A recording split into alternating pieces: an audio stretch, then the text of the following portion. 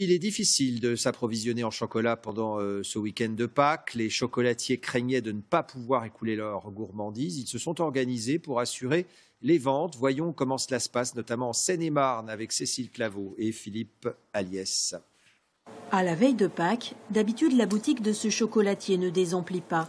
Mais cette année, les clients viennent au compte-gouttes. Beaucoup préfèrent appeler avant de passer. Non, vous pouvez venir, hein, c'est fluide. D'accord. Toutes les 10 minutes, je reçois un coup de fil. Parce que pour s'assurer que je suis bien ouvert, qu'ils peuvent venir accéder à la chocolaterie. Puis ils s'intéressent à savoir s'il y a beaucoup de monde, s'il y a la queue. C'est pas un produit de nécessité, mais les chocolatiers peuvent rester ouverts.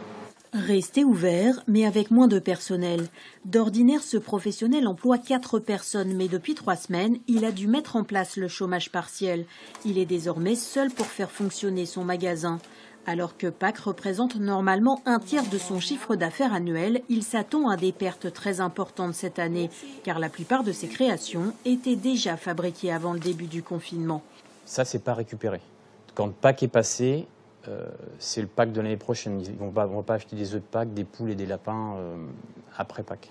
Même constat pour ce chocolatier. Après Noël, Pâques est sa 2e plus grosse vente de l'année.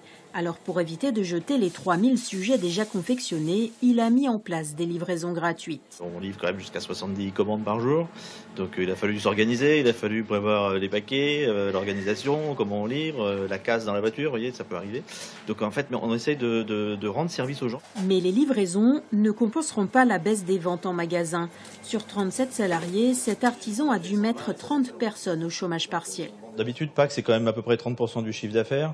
Là, cette année, si on fait déjà 8% du chiffre d'affaires avec Pâques, on sera content. Malgré la situation, ces chocolatiers n'oublient pas la générosité.